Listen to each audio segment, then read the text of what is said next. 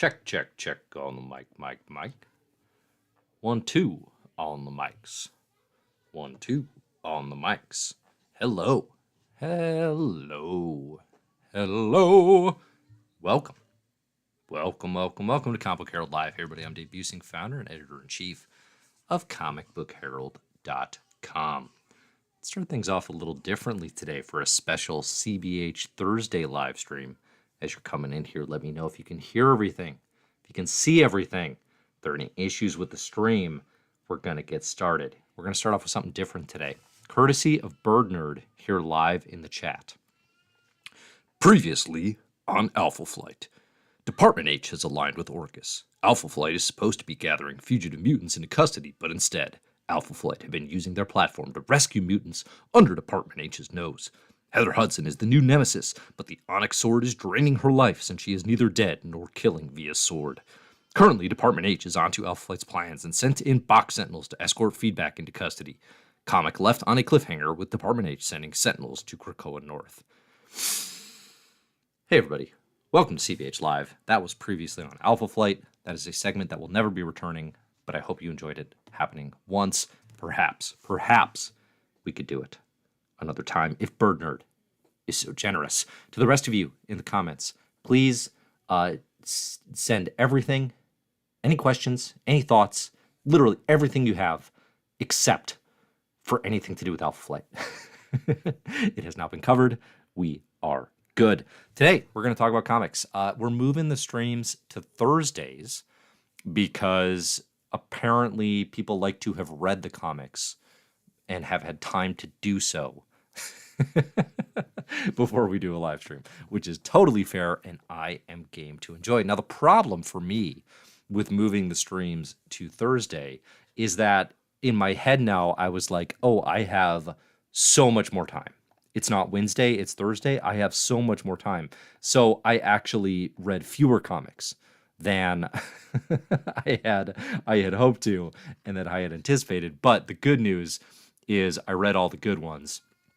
And I also have, frankly, a lot that we can talk about today. But again, if you're here live, get in your questions, get in your thoughts. I'm happy to speak to them, and we can have fun doing so. Let's just have a fun time, right? Let's have a good time.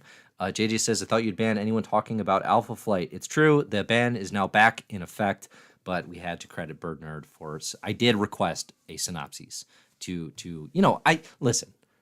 My Alpha Flight dismissal is well documented, both here and especially on My Marvelous Year, podcast where we go through the history of Marvel Comics from its origins to today. We are currently on the year 2005. Our New Avengers and Young Avengers episode just released. It's very good. I highly recommend you all listen. I've said it before and I'll say it again. The My Marvelous Year podcast that I do with Charlotte and Zach is so much better than CBH live streams. If you like these even a little bit, then you are definitely going to love the My Marvelous Year podcast. It's awesome, truly. Like I think it's actually. Listen, I don't want to say it's the best comics podcast, but I think that you'll find that it is. That's all I got to say about that. So check out My Marvelous Year, but get in your thoughts, get in your questions, all that fun stuff, and I'll address it as we go. Okay. Things we might talk about today. Marvel's Spider-Man 2. I am like 90% done, I think. Fan casting X-Men relaunch in 2024. I've got some thoughts coming out in this week's newsletter about who should be writing these books, what those books should be. We'll talk a little bit about the fall of the Powerhouse of X, some released images that came out today. I don't know that any news necessarily, but we're getting more and more detail about what that's going to look like and what books will be coming out. And let's see. Oh, and then I have a big question. Here's a big question throughout the stream today. I saw a question, and I've gotten this question a lot. People have been asking, and it finally dawned on me. It dawned of X on me that, listen, the fall and the rise are coming. The end of Krakoa is not far away. It's very close now. And it's about time that somebody with some sort of presence and has established themselves as a voice of this era, that they listed out the essential Krakoa, the collected editions. So that's a YouTube video that is going to be coming. I think I'll probably make an actual video It's going to be the Essential Krakoa, but through collected editions. Now, my challenge is because this is House of X and Powers of 10 and 10 of Swords was an event in this, I am trying to do it exclusively in 10 collections. I want to give the world, here's how you read through the Essential Krakoa in 10 collected editions. I've got it to like 12 or 13 right now, and I'm going to need your help. So I'll share that list. We can talk about that, but I want people's thoughts on, okay, if you're going to give somebody the essential collections of the last 4 years, what are you handing them? What has to be included? Okay, that's the big question throughout this week's stream. I'm seeing some comments in here about the Marvels and MCU stuff. I have not seen the Marvels yet. I am hoping to see it, let's see, 4 or 5 days from now. I went from, oh no, this seems disastrous, to actually it seems like most people that I like, and most like people whose opinions I tend to enjoy, seem to be having a pretty good time with this movie. Not exclusively, but like a lot of the voices in media criticism that I respect and enjoy were like generally positive about the Marvels. So I'm actually kind of excited to see it now. No, I'm very excited to see it. Obviously, there's all sorts of counter narratives in MCU wildness that is going on around that. I don't find most of it very interesting, honestly. But yeah, we can probably next week's stream, once I have seen the Marvels, I will do a full the Marvels take and just talk about any of it. I'm seeing JD asks here in the live stream, did you see the end of Loki? I did actually see the end of Loki. So I was pretty down on it. I liked episode 1 a lot, and then I did like a speed binge on 2 through 5 all in one night and did not enjoy it. But I do think the last episode was quite good. It maintained Loki's streak of going out on a really high note, of really big stuff. I guess I have a lot of Loki thoughts, and I don't want to spend the whole stream doing it. It was fun. It definitely was not as good as season 1. I think the MCU on Disney Plus, the MCU as a TV enterprise, I think is one of the biggest missteps of the post Endgame experience. I am of the mind that they should probably just stop doing TV. I think it has diluted their product. It has really drastically reduced the sense of importance and high quality thresholds that the MCU films were able to maintain, from 2008 to 2019. In a lot of ways, it's comparable to, some of the problems that Marvel Comics face, which is just flooding the market with stuff. And, this sense of like, well, they might be publishing 4 really great comics, but they publish 75 every week, and just flooding the market to the point that the averages, the quality of like your average product is just dragged way, way down.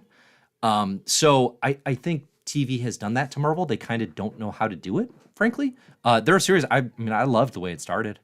I think like it seemed like a great idea, like during the pandemic, right? Like with WandaVision and then with Loki. And then it has, I think, consistently reiterated that there are some fun additions to the Marvel Cinematic Universe, but I don't think TV, they just don't know how to do it, frankly. I think stopping, recalibrating, which kind of seems, there seems to be some tea leaves there that maybe Marvel is finally, like Kevin Feige and co, are finally like, okay, let's take a step back. Let's get this train back on the rails again. I think like pausing TV would be a great way to do that. At the very least, they seem to be slowing down, and that's a great first step. I see Birdner here say Echo looks sick though. The trailer looked really good, but I mean, it did also look like, like, oh, cool, like Netflix Daredevil is back. I really like Netflix Daredevil, but I don't know that the MCU just trying to recapture what we liked about that show is like real positive momentum forward. It's a little aggressive. So I mean, yes, it's unrealistic. There's no way they actually stop. Disney would have to abandon Disney Plus as an enterprise, which seemingly they are not going to do, although who knows these days, the way the streaming wars are going, and Netflix is just kind of owning everyone. Although I guess partially that's just you know what I noticed the other day, and I'm probably not the first person to notice this, but like you turn on Netflix now and it's like, hey, here, watch Insecure from HBO. And it's like HBO gave up, or Max, I guess, and WB, they gave up so hard that Netflix just has their shows now. What the hell? That blew my mind. That blew my mind. I was like, what happened to the streaming wars? You just gave up completely? I don't understand anything WB and HBO Max are doing. Nor will I, probably, for the foreseeable future. But anyway, I think slowing down the TV content, slowing down the movie, just slowing down everything. Slow down the fire hose. Make it important again. Make it essential. The best thing about the original MCU experience was it was 3 movies a year. And even within that, you had folks complaining about like all the superhero content they had to keep up with. That was with like 3 weekends a year, like 8 hours of time a year or whatever. TV just makes that just like unconscionable to some folks. So anyway, I'm excited to see the Marvels. I'm excited for Marvel to take a step back. So the last episode of Loki, I guess this will be a little spoilery. I liked the Kang Who Remains. I thought that stuff was really good. I thought those interactions with Loki were very cool, especially this season with Loki progressing to like mastering how to jump in and out of stories and, kind of conquering time and elevating to God Loki, which is such a dumb name for an Asgardian god. But, I was feeling those God or Emperor Loki vibes. That's cool. I think having him behind the scenes ready to jump out as like this cosmic entity at any point is pretty interesting. That's a nice little seed to have laid.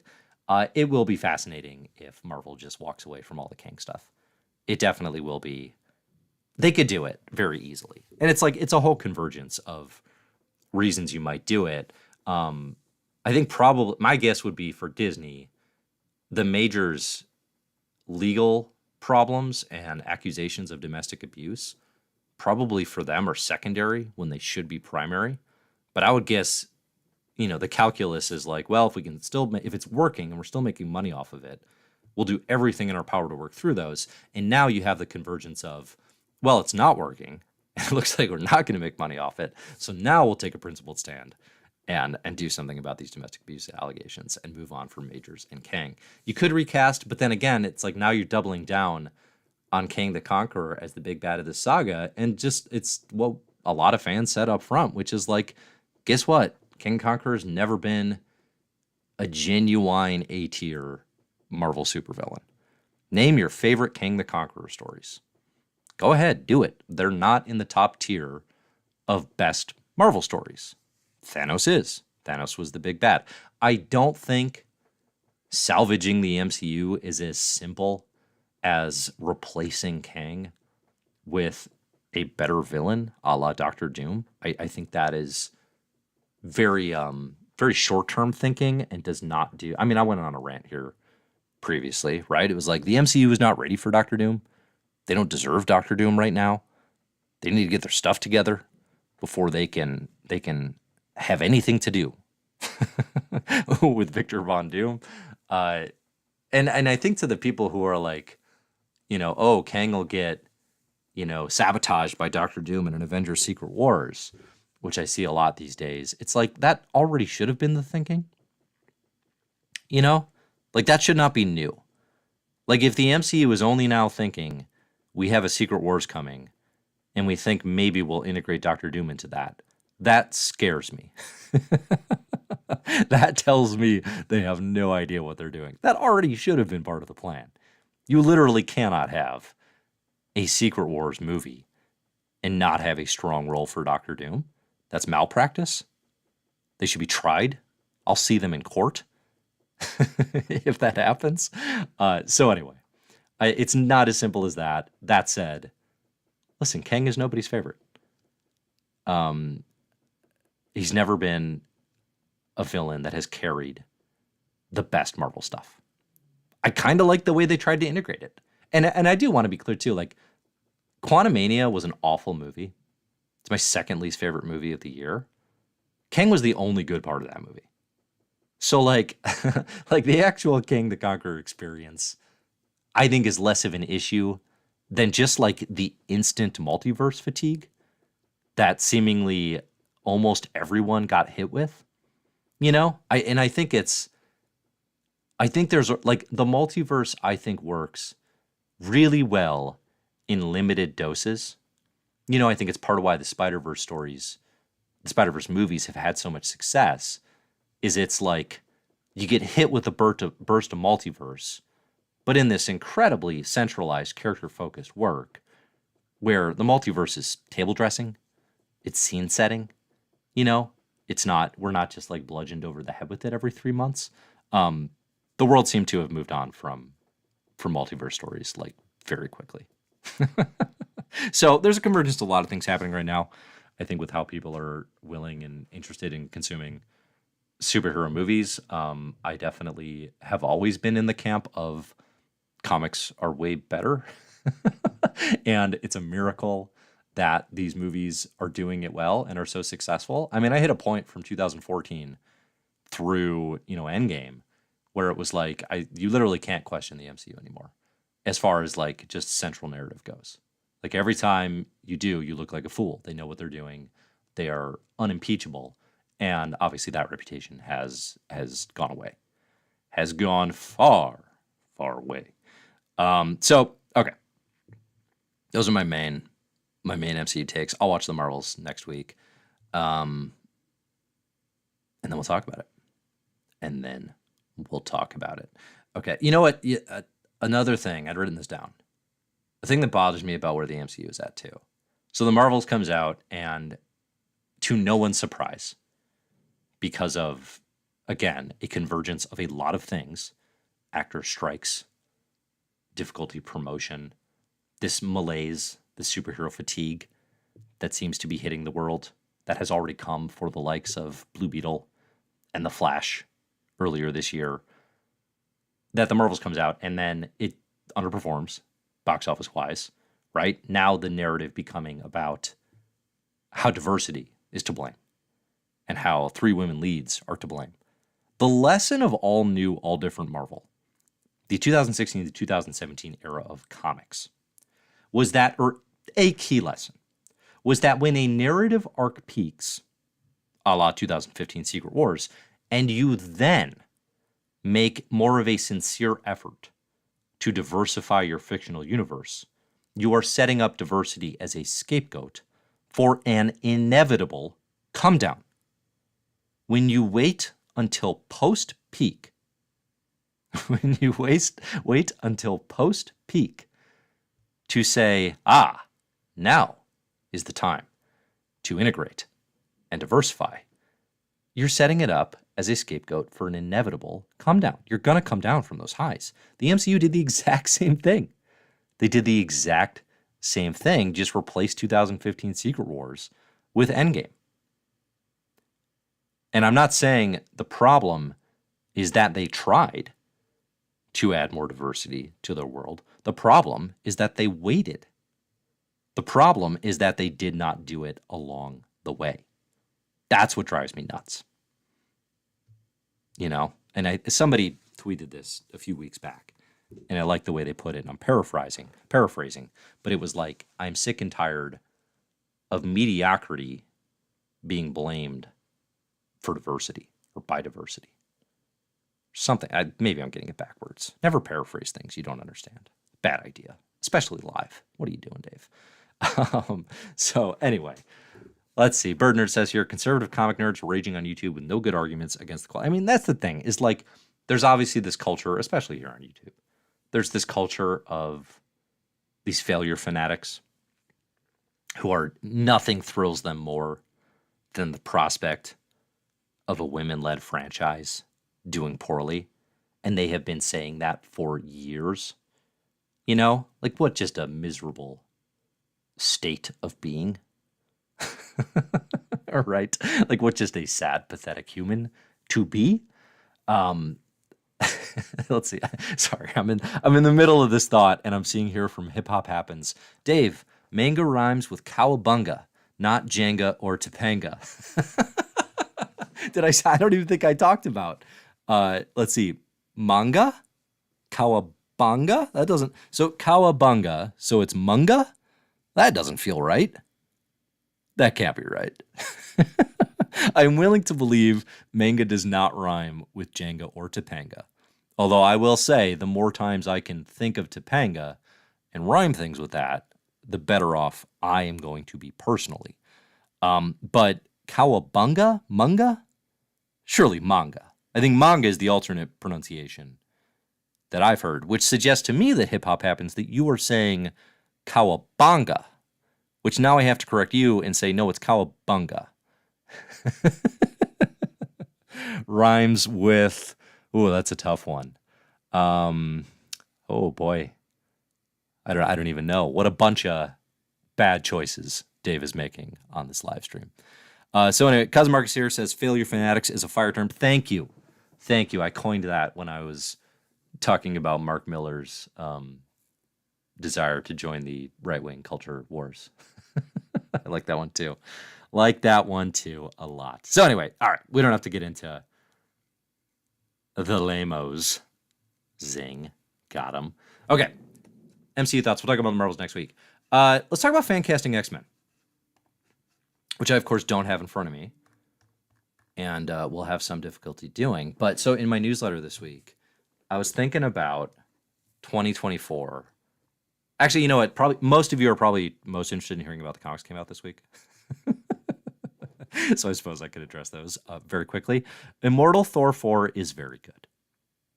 I like this issue a lot. Immortal Thor is here to deliver. Thor Core is a blast, as is Al Ewing passing the hammer with the old school 60-second rule in play. That ruled. That was super fun.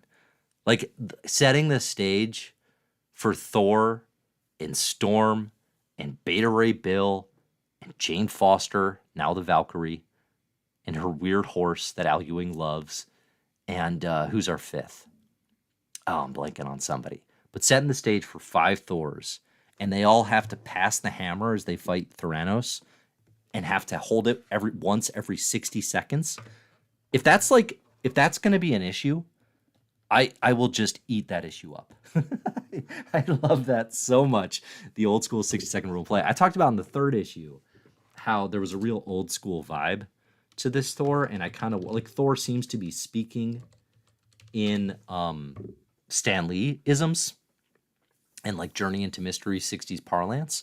And I'm kind of wondering when and how Al Ewing is going to talk about that, like on a meta level. Like, is that, it feels like Ewing's so smart that doesn't feel like just an approach to writing Thor so much as a deliberate decision about some sort of meta commentary on the way Thor stories used to be.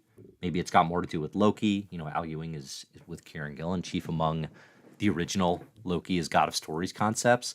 But it continues to feel that way here, but I feel like things are building in very interesting ways. The first issue, you know, this I would say is the first of the 4 issues of Immortal Thor, where I was like, oh, this could elevate to instant classic status. I can feel the movement back into Immortal Hulk territory of something that is potentially an instant classic. And that's really exciting. I don't think it's there yet, right? You know, we talked about previously, like Immortal Hulk from the first issue, declared itself as like, yeah, this is going to be one of the best Marvel comics of all time. And then it delivered, which is the ultimate challenge. I don't think Immortal Thor is in that territory yet, but this was the first one where I felt like it could get there. Spoiler, obviously, but bringing back Dario Agger, the Minotaur from the Jason Aaron Thor run, who Ewing took and wrecked in Immortal Hulk, was fun. Bringing in some very meta aspects potentially in play with the Minotaur holding copies of Journey into Mystery, saying he owns all the story. This is a very Ewing Loki approach to comics that I frankly love. I love meta narratives in comics. There are a few things and few structural tricks that I enjoy more as a consumer of comics than putting comics within comics. I fall for it every time, absolutely every time. The potential that this book could be playing in that way also thrills me. So, and I do think it's kind of, so I think Immortal Thor is a harder sell than Immortal Hulk was, right? It is way less direct in its intent. Like Immortal Hulk was so clearly and easily defined as the horror Hulk, and the body horror Hulk.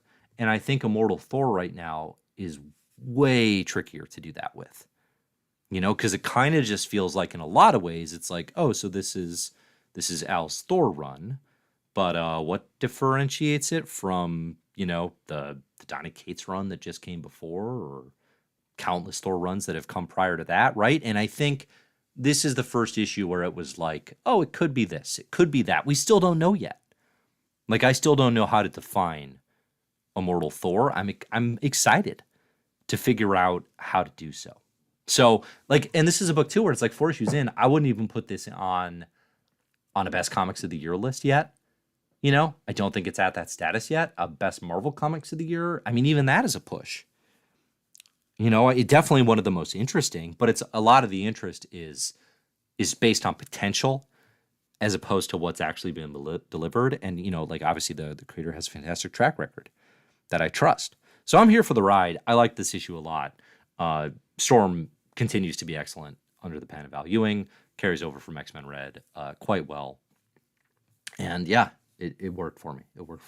Curious about anyone's Immortal Thor thoughts, if you got any theories or things that are going on there. What else? Let's talk about, okay, so Uncanny Avengers did indeed come out. There was the reveal from Jerry Dig Duggan that Captain Krakoa is who we thought he was.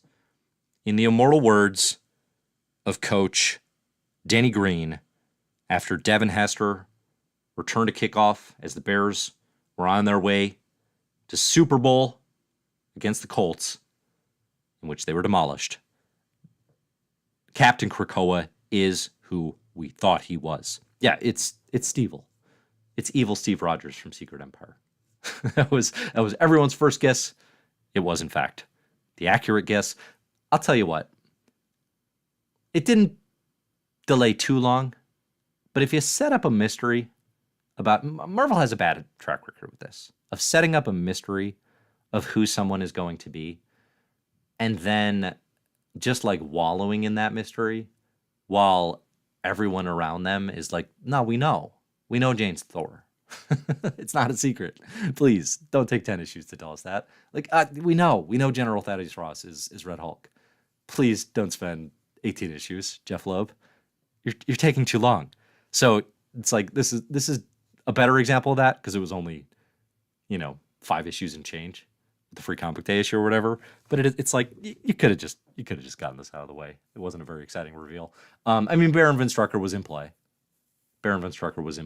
So I guess you had two options. But yeah, it's Evil Steve from Secret Empire. I don't really know what the value of adding this to the Fall of X is. I gotta be honest.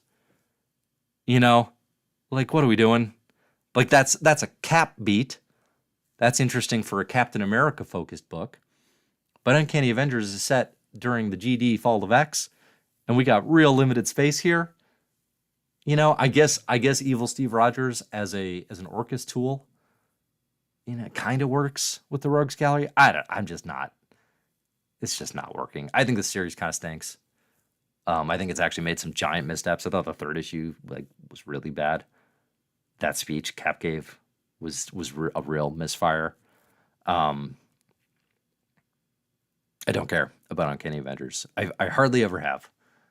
So it's not just this run. The only Uncanny Avengers I've liked is when Rick Remender and Jerome Pena got real wild with Kang and the Apocalypse Twin stuff. Speaking of Kang is no one's favorite, you know what, actually? I loved that use of Kang in the original Uncanny Avengers circa 2012. So there's a good Kang.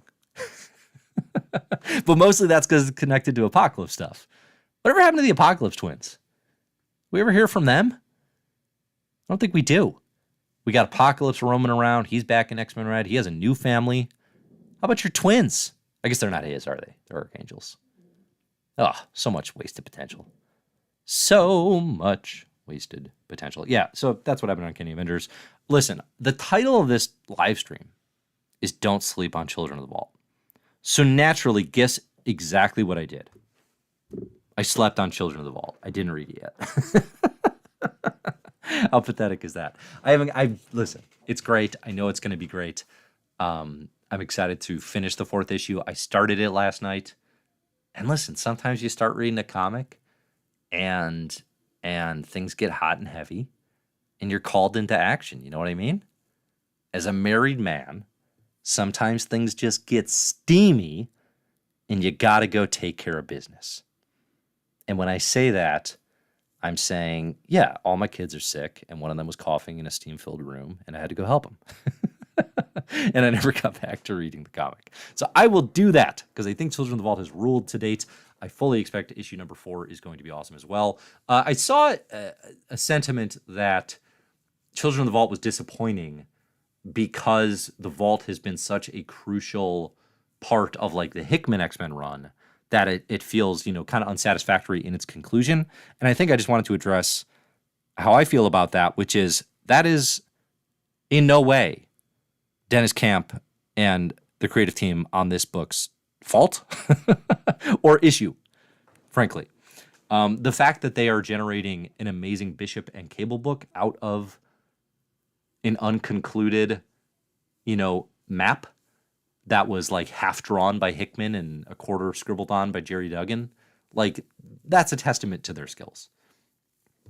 That's a testament to their skills that they're making a good book out of that. I think a reality that X-Men fans need to just come to terms with, and this includes myself, is most things that were teased that seemed like they had a lot of potential are not going to be satisfactorily resolved. Most of them are not. The creators involved in this rapid fire conclusion are going to have to pick and choose. And we'll talk about that a little bit. I've got some of the images streaming here, but Marvel released, some upcoming art from The Rise of the Fall of the Powerhouse of X. And I think Kieran Gillen is going to nail delivering on the promise of certain things like, big conversation between Moira and Omega Sentinel and Nimrod. I think Kieran Gillen is going to give us very satisfactory and interesting attempts to answer some of the bigger mysteries of the Krakoa era. Al Ewing is apparently going to address the weird giant-sized Magneto issue where he got a strange thing from Namor underwater. Because of course he is, because he's Al Ewing. But like most things are not going to be satisfactorily resolved, I don't think, at all. And at this stage, there's only... listen, if the writer writing the series isn't the one who set it up, then I don't fault them in any way. If it's a Hickman mystery, I don't fault anyone for not also resolving that.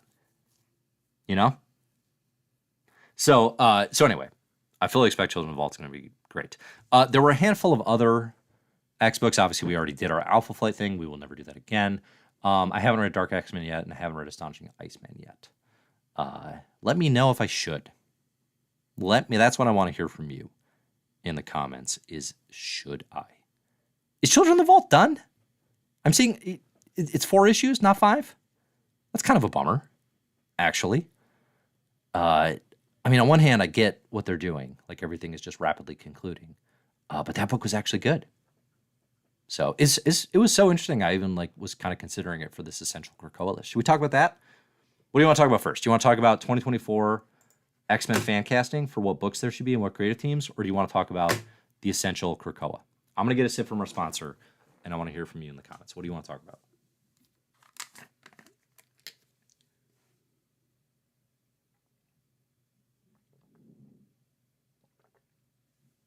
Our sponsor today is Big Water.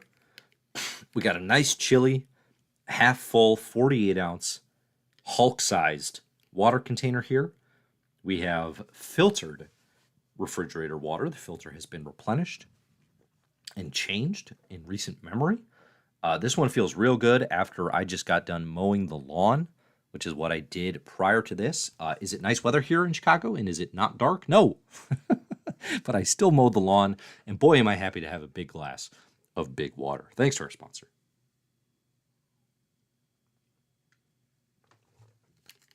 All right, we're gonna do the essential Krakoa. That's what I'm deciding here. The fan casted creative teams and comics, those are going to go out in the Comic Book Herald newsletter this week. So if you want to get those, go to comicbookherald.com. There's an easy email sign up.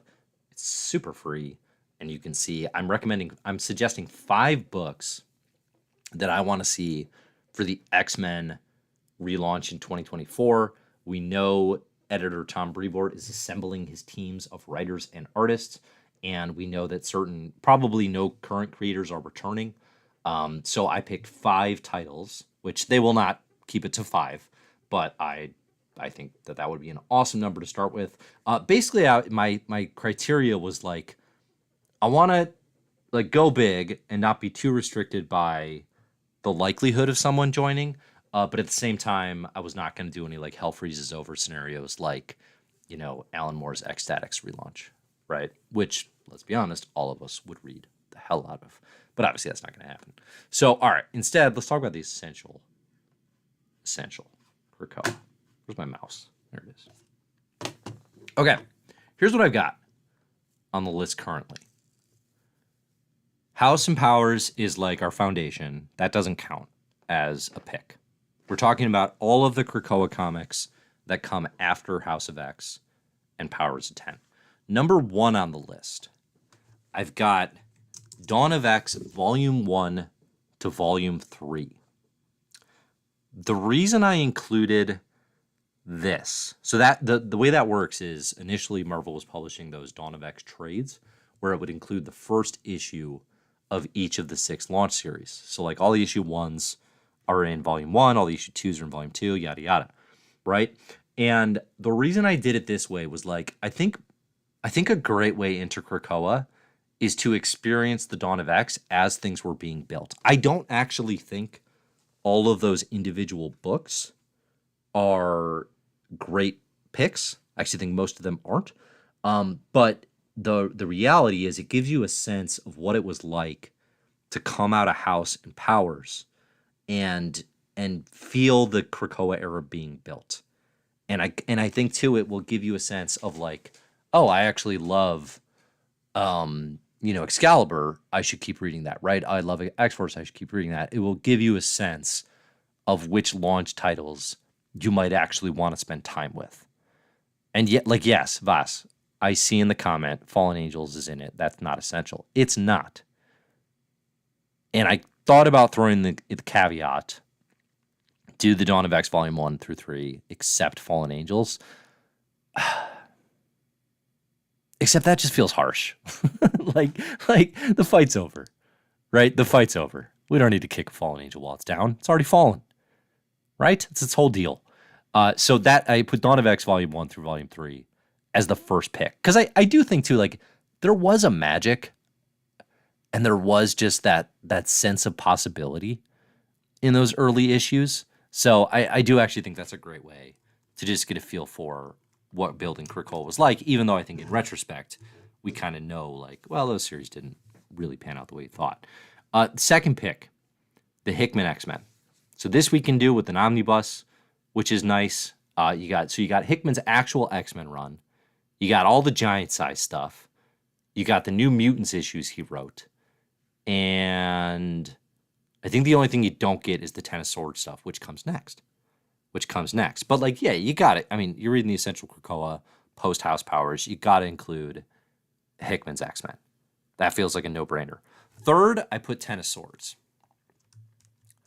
I think for Ten of Swords, my rec would be just read the, like, 3 core issues.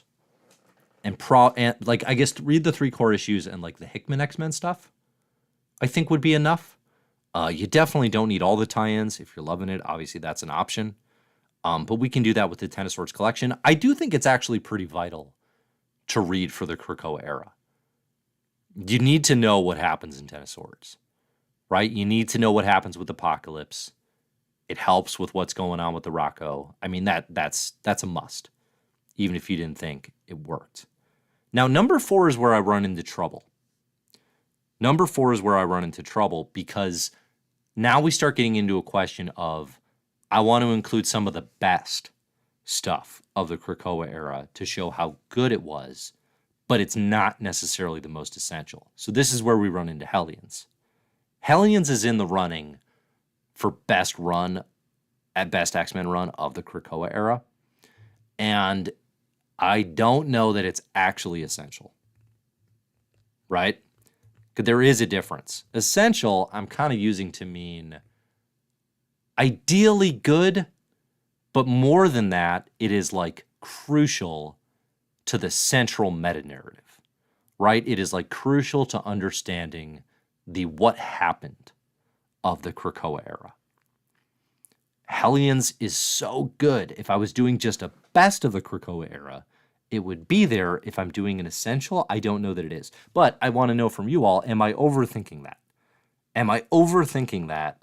And actually Hellions should be on the list. And you'll see because the problem there is then if I want to keep this list to 10, which is stupid, and I should just allow myself to do 12, but if I keep it to an X because I'm weird and obsessive, then something has to get cut.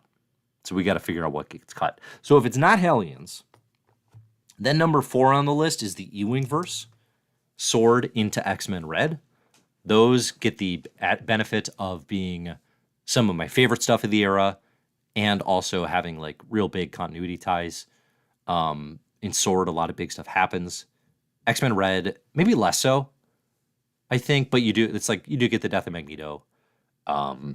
You get just kind of what Planet Arakko is. The biggest problem with the Ewingverse is like if you're kind of trying to order this stuff, it gets really mixed up in, you really got to mix in Ewing stuff into like all the other big events that happen for the reading order of it. But I think it's got to be there. It's got to be there. Number 5 has to be the Hellfire Gala Volume 1. That's got to be there. The first Hellfire Gala was essential. That's where we get mutants terraforming Mars. And just establishing the idea of the Hellfire Gala was obviously a big deal in the Marvel Universe. Now, this is another one where I consider it among the best of the Krakoa era, but not the most essential. And that's New Mutants by Vita Ayala and Rod Reis. I think that is definitely one of the best runs. And again, if I'm trying to just sell moments when it was good, I would include this, but if I'm focused on essential, can I include that? Can I fit it? And then what do I cut? So here's one that I want to cut, but I don't think I can. Number 6, Inferno combined with X Lives and X Deaths of Wolverine. This is too continuity and meta-narrative important not to include. But I don't know that I'd really recommend it. Even Inferno to a degree. Like I definitely would not recommend someone read X Lives of Wolverine. Just as a friend. I would save you from that. X Deaths, how can you not have the Moira turn however much I dislike it? How can you not explain that and have gotten the full Krakoa experience? So I think that one's got to stay in there. I don't know any way around it. Okay, and then my would-be number 7 then, but again falls into the same problem as Hellions and New Mutants, is Sabretooth by Victor Laval. I think, again, just an excellent 5-issue mini, the first one. It does have some kind of oddly important continuity stuff as far as like Krakoa and Doug and just the fact that there are these exiled mutants like on the loose, but I don't know that I can get there. And then, so our actual number 7 then becomes the Gillenverse. So we can combine Immortal X-Men, Judgment Day, and Sins of Sinister. One question here would be, do we actually need Judgment Day? I think we do. It's kind of more of an Eternals thing, but there's kind of some big X-Men stuff in Judgment Day. You get a little Sins of Sinister teasing, right, and all that, but you also get the resurrection of Captain America, so resurrecting humans. You get the Phoenix Foundation. You get the death of Magneto. You get the relationship of Uranus and the planet Arakko. And you get Orcus stepping in and kind of their turn as like saviors. So I think you need Judgment Day as well, and then Sins of Sinister. So then number 8 becomes the X-Men Hellfire Gala 2023, essentially the beginning of the Fall of X. The Fall of X is kind of tough. It's actually really tough to summarize. You know, like if you were going to give someone, again, like one book to summarize the Fall of X, I think it's that Hellfire Gala issue. It's super essential. I don't think, like maybe the next issue of Duggan's X-Men, maybe they've released this, I haven't looked up yet, but if there is a Fall of X trade that includes like the Gala and the Free Comic Day issue and X-Men number 25, the Duggan written one, that probably go best here to summarize the Fall of Magneto. And then my number 9 is going to be the Fall of the House of X and the Rise of the Powers 10. Like, unquestionably, obviously I haven't read it yet, but that is going to be the last. So that means I can include one of these 3. Hellions, New Mutants, just the Vita Ayala stuff with Rod Reis, and Sabretooth. I have a feeling the crowd here is going to say Hellions. My gut says to get to 10, I honorable mention New Mutants and Sabretooth, and I include Hellions. Let's see. Bernard here says, dude, this essential read list could be really tough for new readers. Is that true? Is that true? Because, like, the goal here is to summarize what's essential over the course of a 4-year period and a lot of comics having been released. You know? So, I mean, I guess you could shorten it even more if you really had to. I don't know that you could. What are you going to fast track? Like, I don't... What would you cut? You could cut the Dawn of X stuff. You could say, all right, forget it. Just jump right into the Hickman X-Men. Then Ten of Swords. I guess you could cut the Ewing verse if you're a sadist. Then go to the Hellfire Gala Volume 1. And you got to include Stupid Inferno X Lives. Could you cut the whole Gillen verse? Like a monster? No. But could you? You probably could. Listen. Jay just says, that's a lot for a new reader. I think you're underestimating everyone.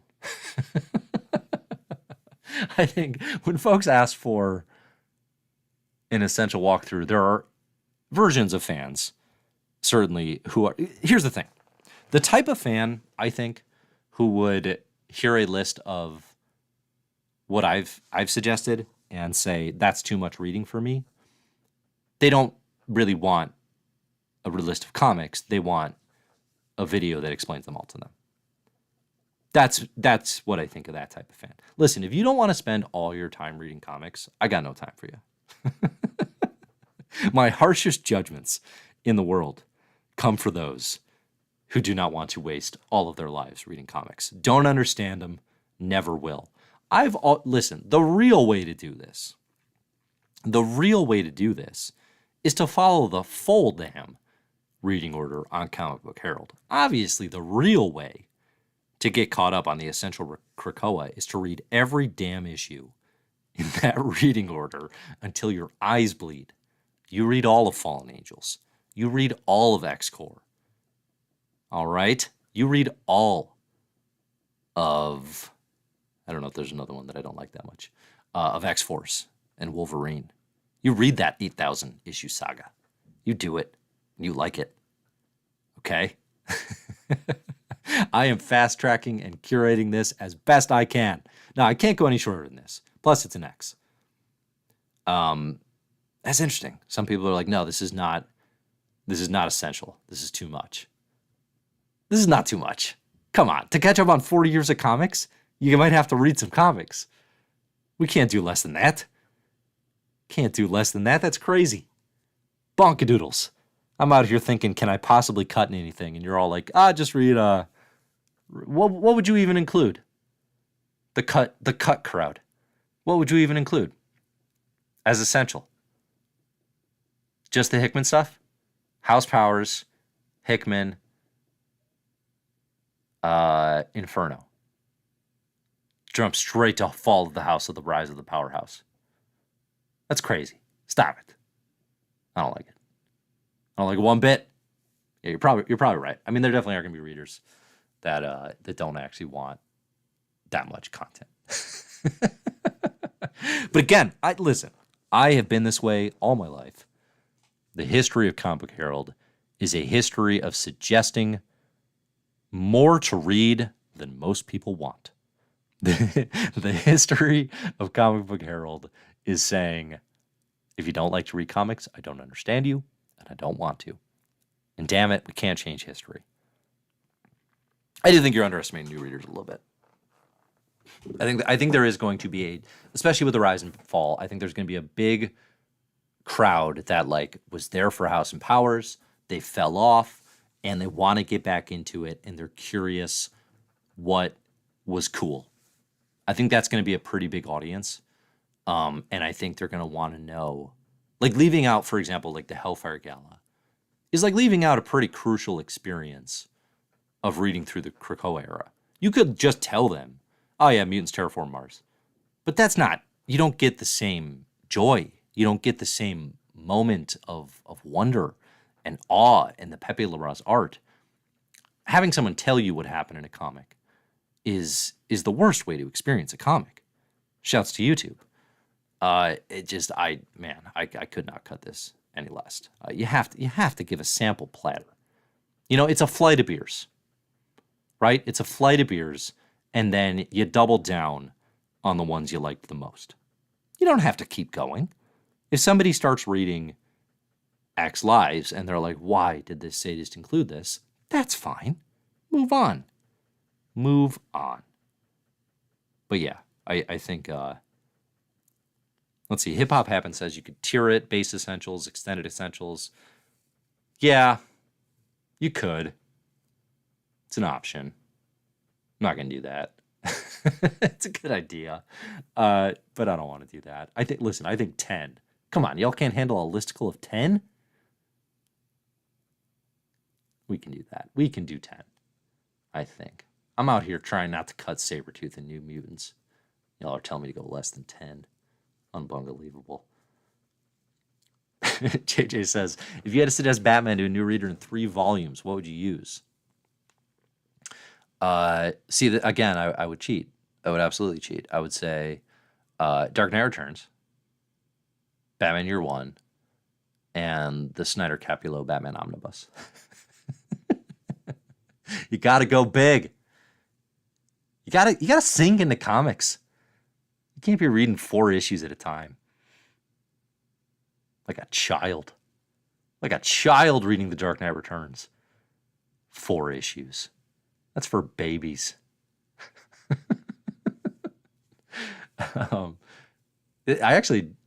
What you listed here, Hush, Court of Owls, and Nightfall. I'm not a Hush hater.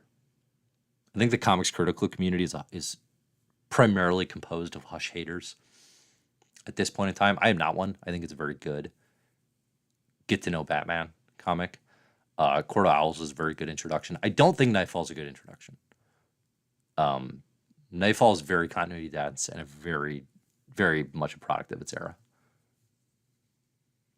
I think. I'm fine with Nightfall. I'm not a 90s baby, but I'm not in love with it. I don't think it's fantastic. But that one I would say no to. All right, there we go. There's the 10. Okay, so I think based on the questionable feedback received on this call, I'm going to include Hellions. I'm doing it. And I'm going to make honorable mentions of New Mutants and Sabretooth. And that'll do it. The other thing I did, I was thinking, because I was thinking about this essential list and I was kind of looking back. And I was thinking about what are the present day perspectives on House of X and Powers of 10? So I asked on Twitter, what do you like better, House or Powers? And I kind of thought this would be mildly competitive. I did. It was not. 74% of voters picked House of X. 26% picked Powers of X. Powers of 10, I guess. And there were 375 votes in a few hours. 75% about went House. Now, once I actually thought about it, because in my head I was like, I think I like Powers more. Like, I think I'm more of a Powers guy. I like the cosmic intrigue. I like the wild sci-fi elements. I like the potential of that more. But those are not actually better comics. I think if you're rating it on potential and like just how much excitement it generates about what it could be, I do think Powers wins. But if you're just saying what's better, it's unquestionably House of X, which I guess the voting bore that out. I mean, House of X number 2, instant classic, perfect comic book. House of X number 4, instant X-Men classic, perfect X-Men comic. House of X number 6, fantastic X-Men comic. There's no like especially valuable reason to separate them. You know, I understand that. Like, it works really nicely as a package. But the modern, what I think is interesting about it is like the modern set in the current era House stuff is handled a lot better. And you would actually think, given Hickman's reputation for world building and sci-fi and big ideas, that would be the side of things that was perceived as better in Powers of 10. But actually, I think the kind of broad perception now is just like, that was kind of confusing.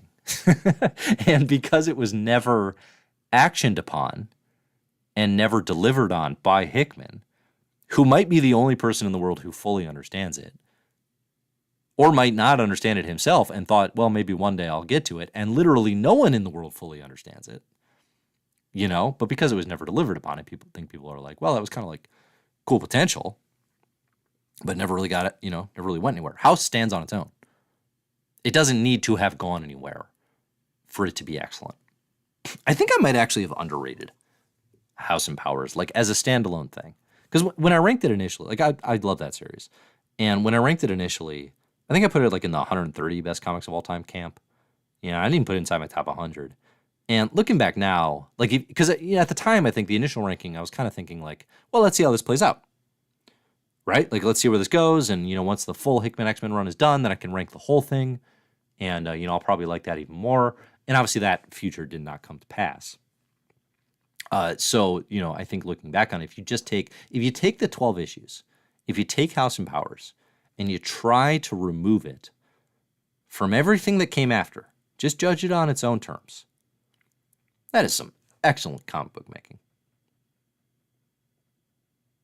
Not breaking ground here, but like, that is about as perfect a X-Men event as you could possibly write. You know? I think I might have underrated it, even. Let's see. Bird Nerd says Hoxpox is rated the best X-Men comic according to the Battle of the Atom podcast. Is that for real? They rated it their favorite? That's surprising. Because that group has a real love for the history of X-Men comics, I think. It's not a bad... It's definitely... I mean, I might agree. You know? Like, listen, if I'm actually going to sit here in the year 2023 and you're going to say, what do you want to read, Dark Phoenix Saga or Hoxpox? It's no question. Not even close. I'm reading House and Powers. Now, if you put it in another way, right, and it's like critically evaluate the material, you know, it's a different discussion. But if you're literally just like, just what do you want to read? You know? It's kind of always going to be House and Powers. Like, I don't know that there's any... It does seem crazy to say House and Powers is the number one out of 800 plus ranked X-Men comics. And they all do a good job on Battle of the Atom. I've heard that before.